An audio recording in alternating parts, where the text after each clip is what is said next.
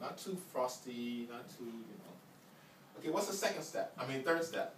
Apply contour color from lash line. Okay. I could use the same brush because it has like just a highlight color on, so I'm going to use the opposite side. This is something we also recommend. I know it seems like so much stuff, but it really will make your work that much easier. When we do the highlight color, remember we started from the brow bone and blended downward, didn't we? To pass the crease.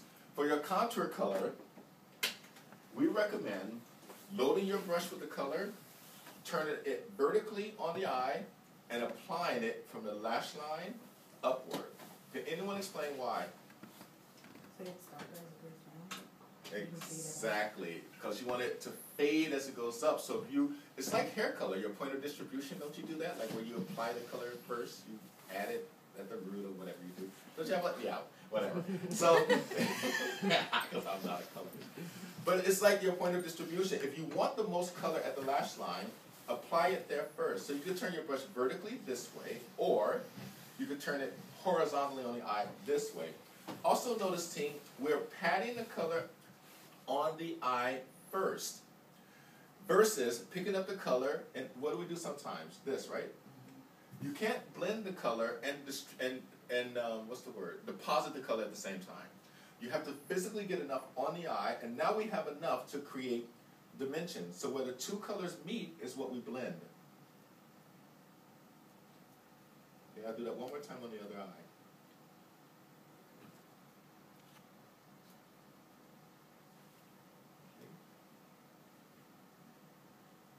Team, I have to tell you, you're very, there's only 9 of us in this room. We've had as many as 14.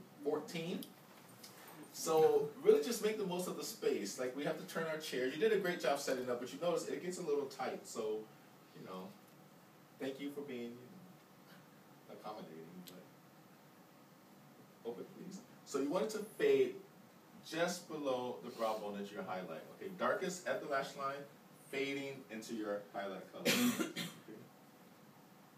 It should be soft, soft, soft at this point. So I'm just softening it. Because your highlight is, what you want to be really the big bang at the brow bone. Okay, so dark to light. Right now we really only have medium and light because the liner when we add it will be our dark. Once again, turning our brush vertically. For this application, team, we also are going to do, I chose to do the skin at the end, just in case we have trickle and fallout. It's not uncommon today in the industry to do the eyes first. There's no rule that says you have to do complexion first. So we do this as a safeguard. There is something in the industry where you do the complexion first and you put loose powder underneath the eye to catch any shadow that falls. And that's great, but you also have to think, if we're doing dewy skin, do we really want that much powder on the surface? You have to think of why would you add powder on a surface that you want to shine. So think it through. When we do matte skin, that's perfect because you want a lot of powder on the skin for that. So I just say do the eyes first for this afternoon and the rest of the day.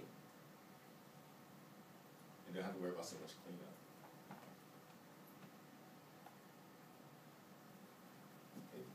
A great brush that I don't have.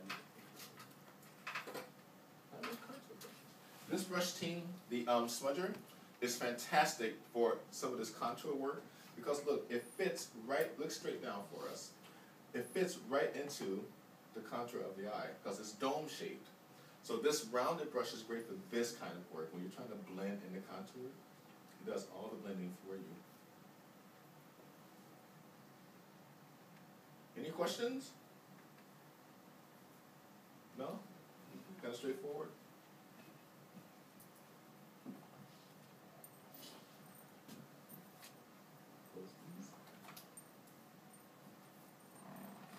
So this technique is great too, team, because you immediately will see whether or not it's blended or not. The colors either will melt into each other or be very stark against each other.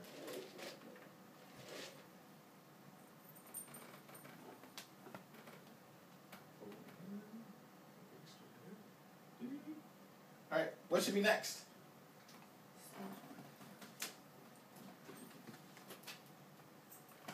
Smudge mud finer along the entire lash line. Number 4. So we're taking, I'm using chocolate again, close please. and defining the entire lash line with chocolate liner. You could use, this is where you can get really creative too, like maybe start using some other color. Always you can use black. This would be gorgeous with green at the lash line if you want to play with some color. But it has to be visible, team. Again, using the side of your liner, okay? The points are, it doesn't have to be pointy either, just sharpen, but don't use the point. And when you're working, you can work and compare one eye to the other to see if you start to see, you know, each step. We have a rule or a thought with makeup is that if you use a color or a step, and in the end it didn't do anything for your application, did you need it? So, close please, like this liner we want very visible. And I think for our natural look, some of those were still kind of soft, but it's meant to be for a natural look, right? This is a very visible eye, team, for this application. You want it very tonal.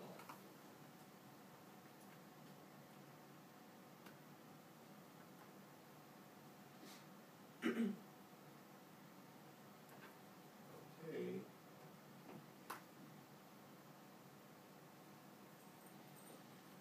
So that's very linear, which we, I don't think we will. Okay, so I'm taking my liner smudge brush. I'm going to say not to use the back of your liner for this. I know it has that little smudger on it, but it's just not very hygienic. This you can at least sharpen and have a new end, or you can spray with alcohol as well. It's meant more for consumers, like when they use it at home, like to do their own smudge work. I know it's a lot to remember, the hygiene thing.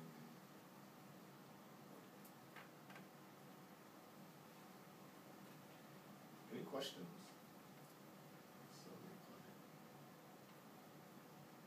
Okay, so now that we know these two eye shape definitions, I'm just going to keep blending this, and then I'm going to move on to number 5, which is setting it with shadow, like we've done with the natural look this morning, right? Can we go around the room and look at each other's eyes and decide what eye shapes we think each other has? So, let's see, when we look at